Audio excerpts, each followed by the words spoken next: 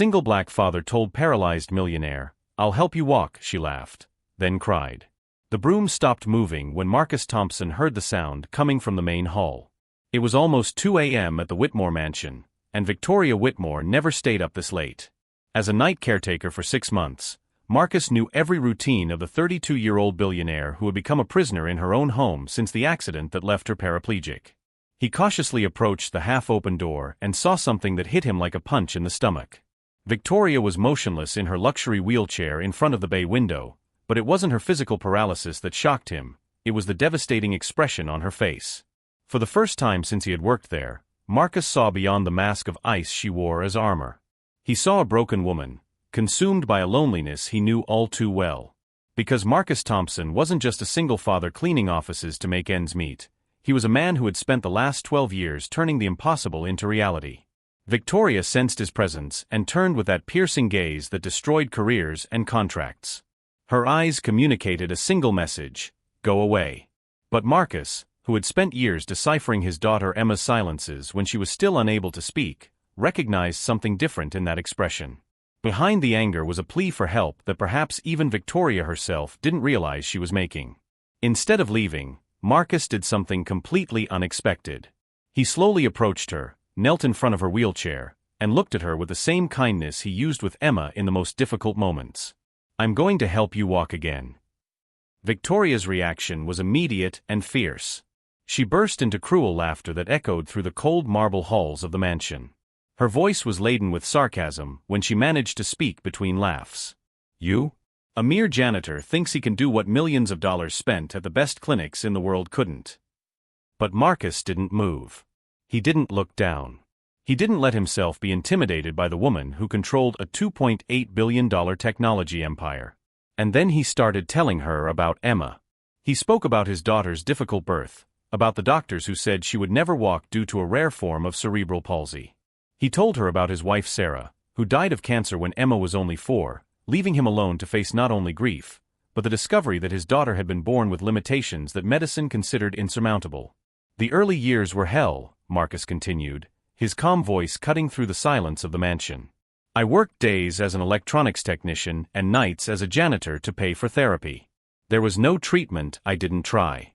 There was no specialist I didn't consult." As Marcus spoke, something began to change in Victoria's face. The miracle happened when Emma was 10.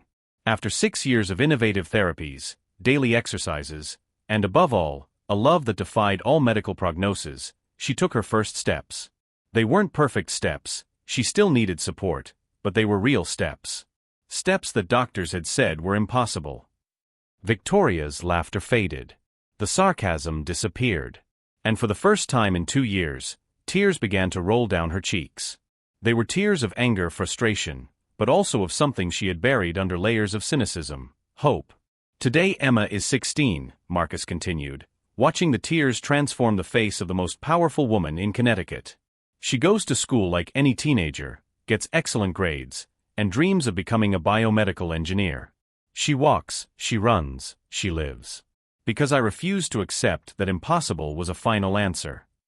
Victoria tried to regain her composure, but something had broken inside her. For the first time in years, someone had spoken to her not as the ruthless CEO or the pitiful victim, but as a human being capable of transformation. Because Marcus Thompson had something that no expensive doctor or elite therapy could offer: the wisdom of someone who had turned the impossible into everyday life. "Why would you do that?" Victoria asked, her voice now vulnerable. Marcus smiled with the calmness of someone who knew the power of everyday miracles. "Because I recognize the look of someone who has given up fighting. And because I know that sometimes what we need isn't doctors or money, it's someone who believes we are still capable of surprising ourselves." The promise had been made. And Victoria Whitmore was about to discover that some miracles begin with the simplest words spoken by the most unlikely person. The next day, Victoria Whitmore woke up with a feeling she hadn't experienced in 2 years: curiosity. During the night, she had replayed Marcus's words in her mind, his unshakable calm, the way he had spoken of Emma as if miracles were simply a matter of strategic persistence. She did something she hadn't done in a long time: she ordered a full investigation. Her personal assistants worked through the night to compile data on Marcus Thompson. What they discovered left Victoria literally speechless.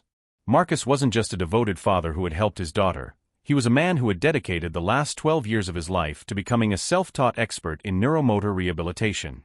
Because while Victoria was building her tech empire, Marcus was building something even more impressive, expertise that defied medicine itself. The files revealed an extraordinary journey. Marcus had attended night classes in physiology and anatomy at community colleges. He had studied every scientific publication available on cerebral palsy and neurological rehabilitation. Not out of professional ambition, but out of absolute love for a daughter whom doctors had condemned to immobility. Emma Thompson had become a case study at 3 American universities. Her ability to walk, albeit with support equipment, was considered a medical anomaly that had defied all prognosis.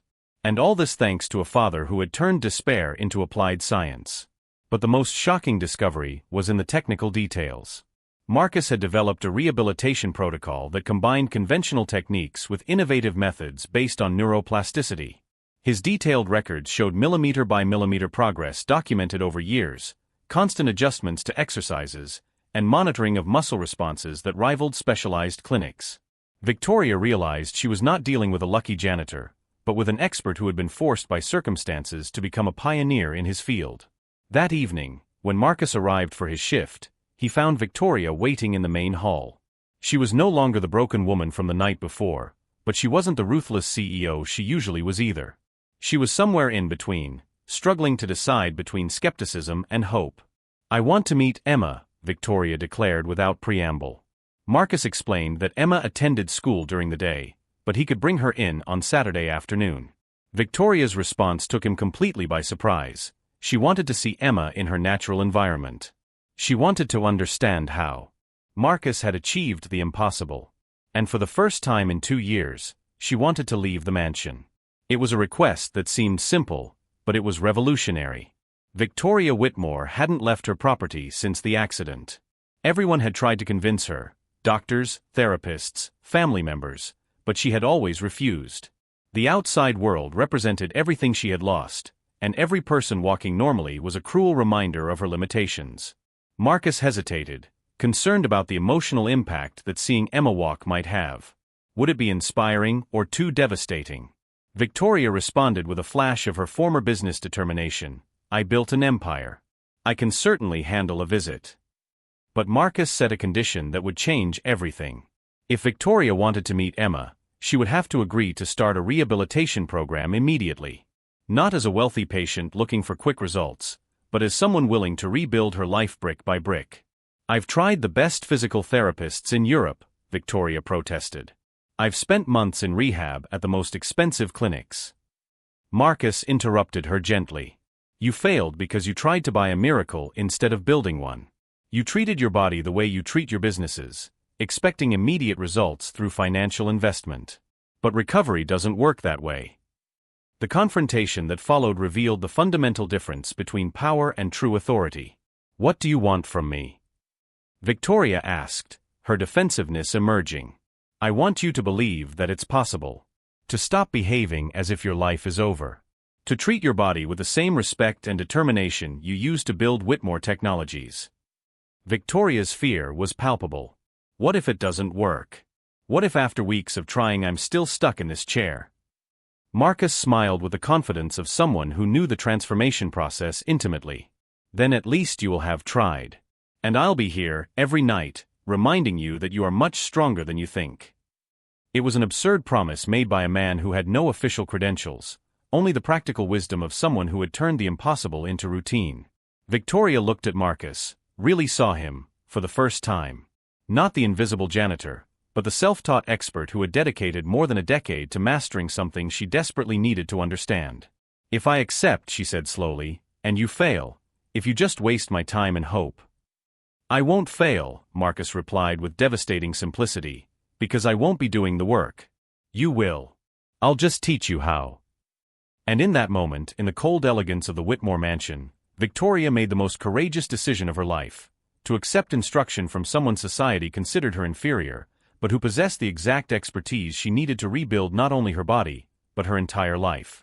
The following Saturday marked the first time in 2 years that Victoria Whitmore had left the property.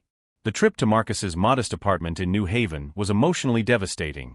every person walking on the streets was a cruel reminder of her lost freedom. But when she arrived at the Thompson home, she discovered something that would change her perspective forever. The apartment was the complete opposite of the mansion. Small, cozy, filled with photos of Emma and rehabilitation manuals stacked on every available surface. The walls displayed certificates from online courses, detailed anatomical diagrams, and meticulous records of Emma's progress over the years. Emma Thompson was an instant revelation. Not the fragile girl Victoria had expected, but a vibrant 16-year-old who moved with light steps, her eyes sparkling with sharp intelligence and unwavering determination. And Emma immediately recognized Victoria's challenges. "Dad told me about you," Emma said with disconcerting ease as she demonstrated her daily exercises. "You're scared, aren't you?" "I was too. When I was 7, I thought I'd never be able to do anything normal." Victoria watched, fascinated, as Emma performed a sequence of movements that combined traditional physical therapy with techniques she had never seen before. Each exercise was explained with scientific precision. Emma understood perfectly the biomechanics behind every movement. "The difference," Emma continued, "is that Dad taught me that my body wasn't broken, it was just learning a different language." Marcus watched silently as his daughter shared wisdom that had taken years to develop. Emma recounted how frustrating the first few months had been, how she and Marcus had turned every therapy session into a scientific experiment, every small bit of progress into a celebrated victory. "Look," Emma said, picking up one of Marcus's notebooks filled with detailed notes. Dad documented everything. Every millimeter of progress, every adjustment in technique, every discovery about how my nervous system responded differently. Victoria flipped through the notebook with growing admiration. It wasn't just medical documentation, it was rigorous scientific research conducted by a father determined to understand every aspect of his daughter's condition. And then Emma asked the question that would change everything. "Can I see your wheelchair?" Victoria hesitated, but Emma was already analyzing the equipment with an engineer's eye. "This is passive technology," she observed. "You're using equipment that does everything for you instead of helping you work. It's like trying to build muscle without ever lifting weights."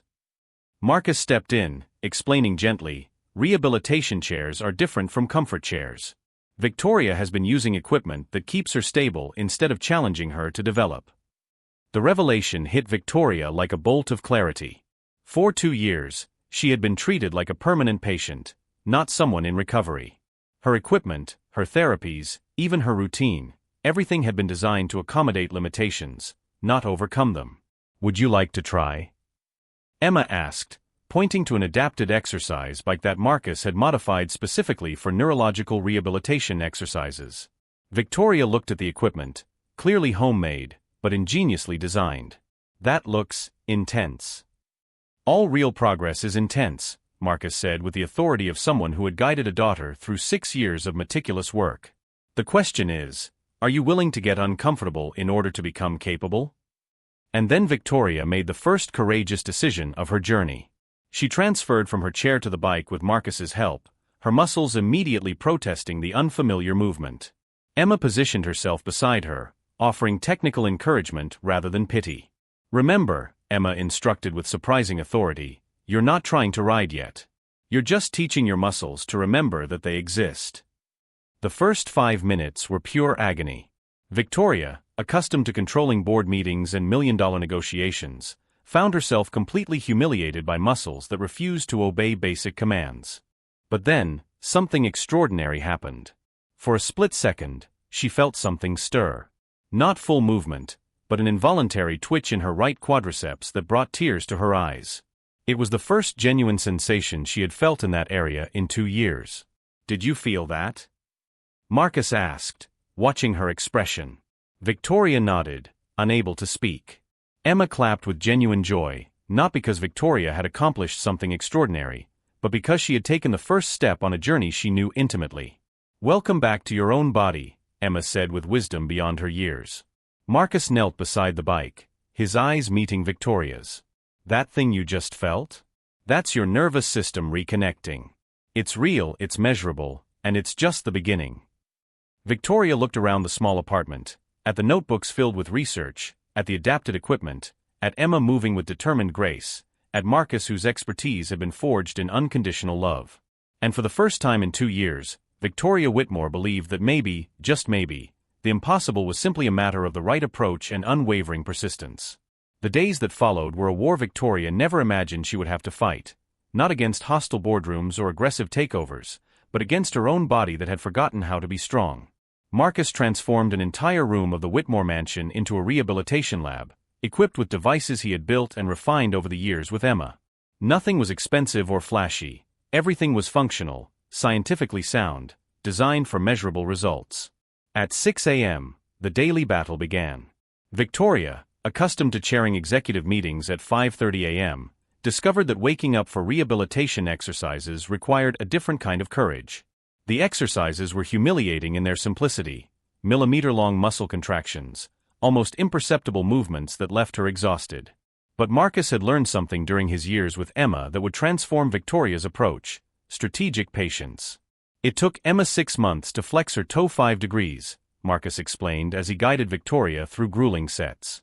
You're expecting results in 6 weeks that took years to develop. Victoria exploded after a particularly frustrating session. This is useless. I run a $2.8 billion empire, I can manage global crises, but I can't move my leg 3 inches. Marcus stopped the exercises and stared at the woman who had terrorized international financial markets. That's exactly the mindset that's sabotaging your progress. You treat your body the way you treat your business, expecting immediate mastery through willpower.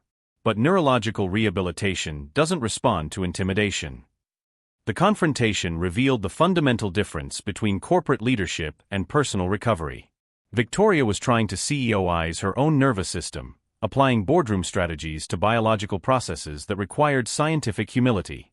Emma, visiting on weekends, became the bridge between frustration and progress. You know what changed everything for me? Emma asked during a particularly difficult session. When I stopped fighting my body and started working with it. Dad taught me that every muscle has its own personality. Some are stubborn, some are shy, but they all respond to consistency.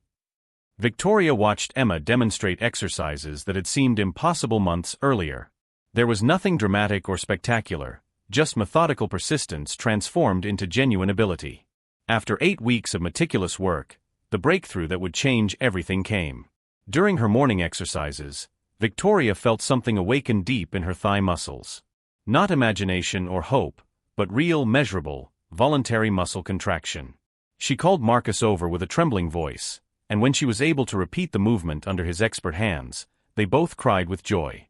This is neuroplasticity in action, Marcus explained, his voice thick with scientific emotion. Your brain is creating new neural pathways, bypassing damaged areas.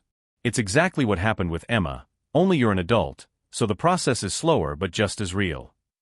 Victoria looked down at her legs, no longer useless objects, but part of a complex system that was slowly rediscovering its function. For the first time in 2 years, she had physical evidence that her body wasn't dead, just sleeping. But the real miracle wasn't physical, it was the transformation of perspective. In the months that followed, the Whitmore mansion became a hub of scientific activity. Victoria applied her analytical mindset to her own progress, documenting every millimeter of improvement, every small victory. Marcus had taught her that recovery was applied research, not blind hope. Their relationship had evolved from caretaker boss to expert apprentice, and finally to something deeper, a partnership based on mutual respect. Victoria discovered that Marcus wasn't just a devoted father, he was a systematic thinker who had developed revolutionary methodologies out of sheer necessity.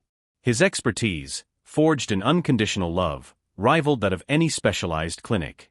Marcus, in turn, discovered that Victoria was not just a ruthless CEO, she was a brilliant strategist whose determination, channeled correctly, became a transformative force. Her corporate discipline, applied to rehabilitation, accelerated progress in surprising ways.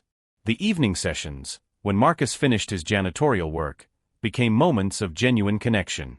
They talked about neuroscience, rehabilitation strategies, Emma, and her dreams of becoming a biomedical engineer. Victoria began funding research equipment, not as charity, but as an investment in methodologies that worked. And slowly, something impossible was happening. Victoria Whitmore was falling in love. Not because of the fairy tale of being saved by a man, but because of the complex reality of finding someone whose expertise perfectly complemented her needs, whose intelligence she deeply respected, whose dedication inspired her own transformation.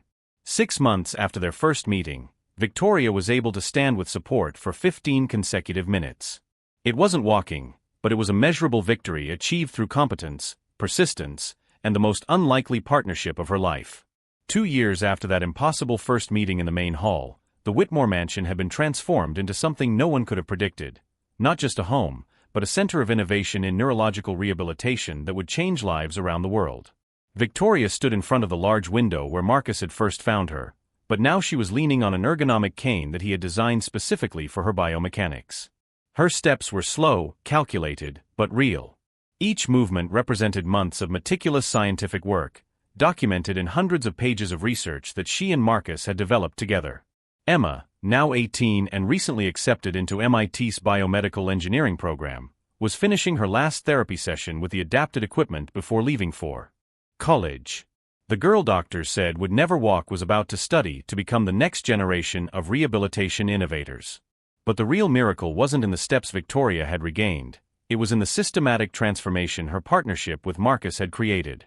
Whitmore Technologies had launched an entirely new division, the Neuroplasticity Research Center, run jointly by Victoria as executive strategist and Marcus as chief science officer. Their homegrown methodology, refined and expanded, now helped hundreds of patients who had been given up on by traditional clinics. Marcus Thompson's story, from night janitor to chief scientific officer, had become an inspiring legend in the rehabilitation community. His techniques, developed out of unconditional love for a daughter, were now studied in medical universities. His self-taught expertise, forged out of necessity, had been validated by the measurable results of real patients. And Victoria Whitmore had learned the most important lesson of her life: true power doesn't come from controlling people, but from empowering them. Did you know that first night would change everything? Victoria asked as she watched Marcus adjust a new rehabilitation device they had co-developed. Marcus smiled, the same quiet smile she had underestimated years ago. I knew you needed to believe you were still capable of extraordinary things. The rest was just applying what Emma had taught me about never giving up on someone who has potential. The wedding ceremony had been small and perfect, held in the same hall where it all began. Victoria wore a simple dress, walking slowly down the aisle with her custom cane, each step a testament to scientific determination and unconditional love. Marcus waited for her at the altar, no longer the invisible caretaker, but the intellectual partner who had turned impossibility into methodology. Emma was the maid of honor for both of them, her own achievements, academic and physical, serving as living proof that miracles are built, not granted. But the most profound transformation had taken place internally. Victoria had discovered that true wealth was not measured in dollars, but in the ability to use resources to create real possibilities for real people. His technology empire continued to thrive, but now it was in the service of a greater mission: to prove that expertise can emerge from the most unlikely places. Marcus had learned that his dedication to Emma was not just paternal love, it was a scientific calling that could impact thousands of families facing similar challenges. His journey from desperate father to recognized expert showed that true credibility comes from results, not diplomas. The foundation they created together had become a national model. The Thompson-Whitmore Protocol was being implemented in rehabilitation hospitals in 12 states.